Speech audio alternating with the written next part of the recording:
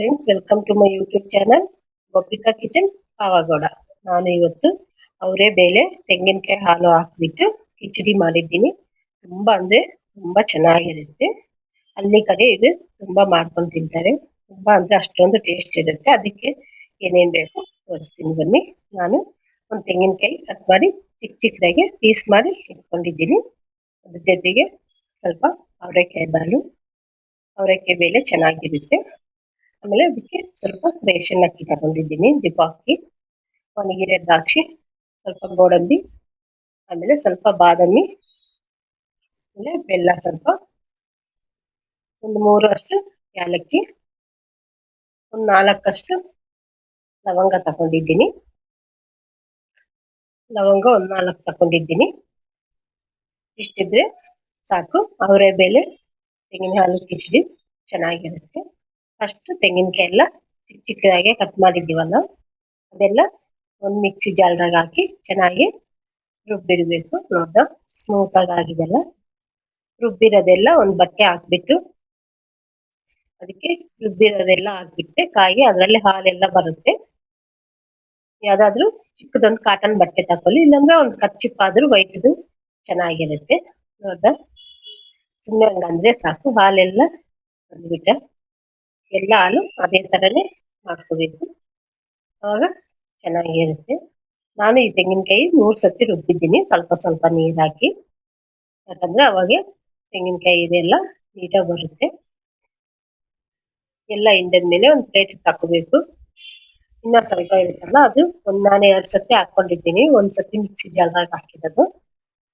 ತೆಂಗಿನಕಾಯಿ ಹಾಲು ಹಾಕಿದ್ರೆ ಕಿಚಡಿ ತುಂಬಾ ಟೇಸ್ಟ್ ಇರುತ್ತೆ. ಅಷ್ಟೊಂದು ಸ್ಮೂತ್ ಆಗಿರುತ್ತೆ, ಅಷ್ಟೇ ಟೇಸ್ಟ್ ಆಗಿ ಇರುತ್ತೆ. ನಾನ್ ಮಾಡಿರೋ ಅಳತೆ ತಕೊಂಡ್ ಮಾಡ್ರಿ, ಹೊಸದಾಗಿ ಮಾಡೋರು ತುಂಬಾ ಅಂದ್ರೆ ತುಂಬಾ ಚೆನ್ನಾಗಿರುತ್ತೆ. ಯಾಕಂದ್ರೆ ನಾನು ಸ್ವಲ್ಪ ಸ್ವೀಟ್ ಕಮ್ಮಿ ಹಾಕ್ತೀನಿ ಅಷ್ಟೇ, ಬೆಲ್ಲ ಸ್ವಲ್ಪ ಜಾಸ್ತಿ ಹಾಕಲ್ಲ.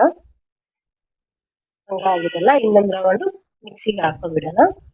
ಇನ್ನೊಂದ್ ಸ್ವಲ್ಪ ಹಾಲು ಬರುತ್ತೆ, ಒಂದೇ ಸತಿಗೆ ಆದ್ರೆ ಸ್ವಲ್ಪ ಬರುತ್ತೆ.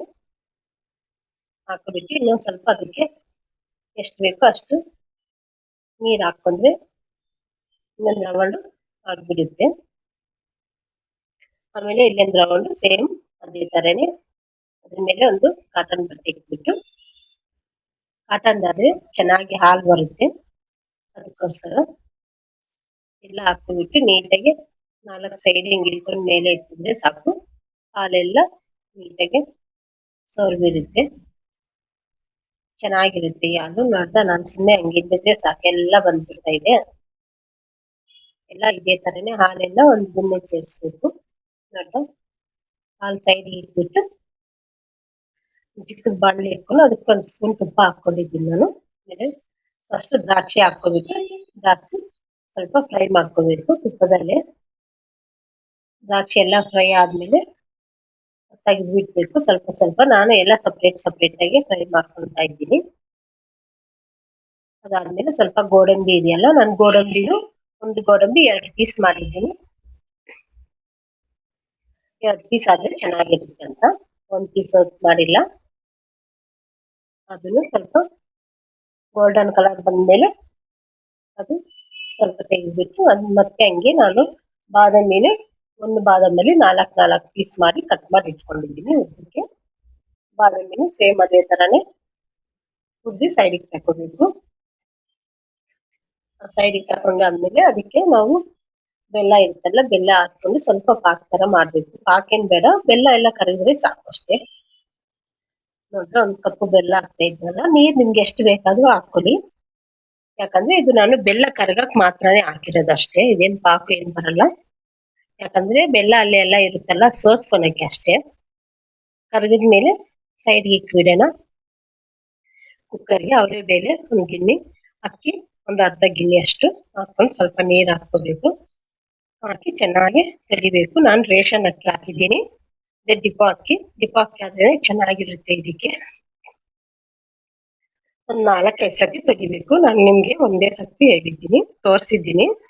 ಒಂದು 4-5 ಸತಿ ತೊಳ್ಕೊಂಡ್ರೆ ಚೆನ್ನಾಗಿರುತ್ತೆ. ಆಮೇಲೆ ನಾವು ಅದಕ್ಕೆ ತೆಂಗಿನಕಾಯಿ ಎಲ್ಲ ಅಳತೆ ಮಾಡಿ ತಕೋಬೇಕು. ಅದು 1.5 ಇತ್ತಲ್ಲ, ಅದಕ್ಕೆ 3 ಗ್ಲಾಸ್ ಆದ್ರೆ ಸಾಕಾಗುತ್ತೆ. ನಾನು ಸ್ವಲ್ಪ ಜಾಸ್ತಿ ಹಾಕ್ತಾ ಇದ್ದೀನಿ, ಯಾಕಂದ್ರೆ ಹಾಲು ಸ್ವಲ್ಪ ಉಳ್ದಿದೆ ಅಂತ ಹಾಕ್ತಾ ಇದ್ದೀನಿ ಅಷ್ಟೇ. ಇಲ್ಲಾಂದ್ರೆ ನಾನು 3 ಗ್ಲಾಸೇ ಹಾಕ್ತಾ ಇದ್ದೀನಿ. ಮತ್ತೆ ಕುಕ್ಕರ್ ಮುಚ್ಚಳ ಮುಚ್ಚಿಬಿಟ್ಟು ಒಂದು 3 ವಿಜಿಲ್ ಬಿಟ್ರೆ ಸಾಕು. ಅದು ಚೆನ್ನಾಗಿ ಬೆಂದಿರುತ್ತೆ ಅಂತ ಲೆಕ್ಕ ಅಷ್ಟೇ. 3 ವಿಜಿಲ್ಗೆ ಆದ್ಮೇಲೆ ಸ್ವಲ್ಪ ಎತ್ತಿದ್ರೆ ಸಾಕು. ನಾನು ಇದಕ್ಕೆ ಒಂದ್ 4 ಲವಂಗ ತೋರಿಸಿದ್ನಲ್ಲ, ಲವಂಗ ಇದ್ರ ಒಳಗಡೆ ಹಾಕ್ಬೇಕಾಯ್ತು, ಅದು ಮಿಸ್ ಆಗಿದೆ. ನೀವ್ ಯಾರಾದ್ರೂ ಮಾಡೋರು ಈ ಅಕ್ಕಿ ಜೊತೆನಲ್ಲೇ ಲವಂಗ ಹಾಕ್ತೀನಿ, ಸ್ಮೆಲ್ ಚೆನ್ನಾಗಿ ಬರುತ್ತೆ. ನಾನು ಅದು ಇವಾಗ ಲವಂಗ ಹಾಕೋದ್ ಮರ್ತು ಬಿಟ್ಟಿದ್ದೀನಿ, ಲಾಸ್ಟ್ ಅಲ್ಲಿ ಹಾಕ್ತಾ ಇದ್ದೀನಿ. ಆಮೇಲೆ 3 ವಿಜಿಲ್ ಆದ್ಮೇಲೆ ಅದೆತ್ತಿದ್ರೆ ನೋಡಿ ಎಲ್ಲ ಚೆನ್ನಾಗಿ ಬೆಂದ್ಬಿಟ್ಟಿದೆ. ತೆಂಗಿನಕಾಯಿ ಹಾಲು ಹಾಕಿ, ತೆಂಗಿನಕಾಯಿ ಇದೆಯಲ್ಲ ಹಾಲಲ್ಲಿ ನೋಡಿ ಕೆನೆ ಎಲ್ಲ ಮೇಲೆ ಬಂದು ಕುತ್ಕೊಂಡಿದೆ ನೀಟಾಗಿ.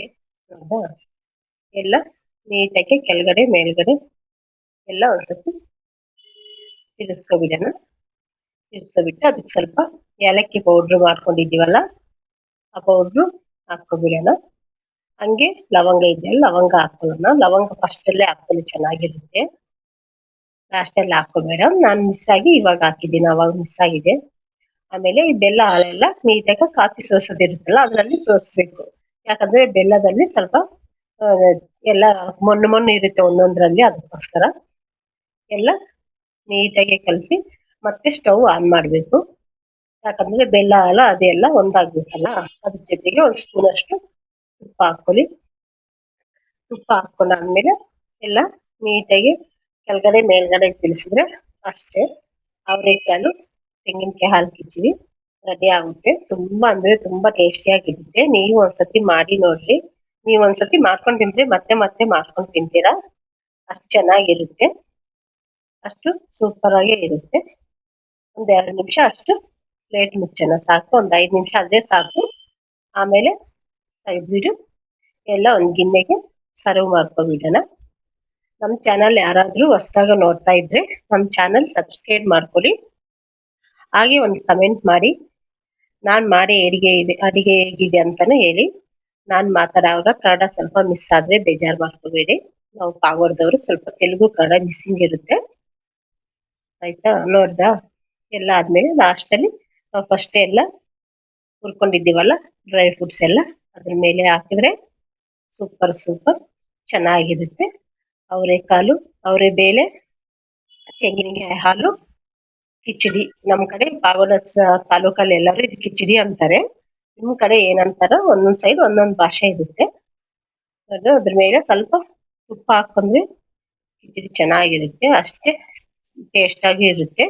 ನಮ್ ಕಡೆ ನಾಗರ ಪಂಚಮಿಗೆ ತುಂಬಾ ಜನ ಈ ತರ ಮಾಡ್ತಾರೆ ಮನೆಗಳಲ್ಲಿ, ಅದಕ್ಕೆ ನಾನು ಇವತ್ತು ಮಾಡಿದ್ದೀನಿ. ಬಾಯ್.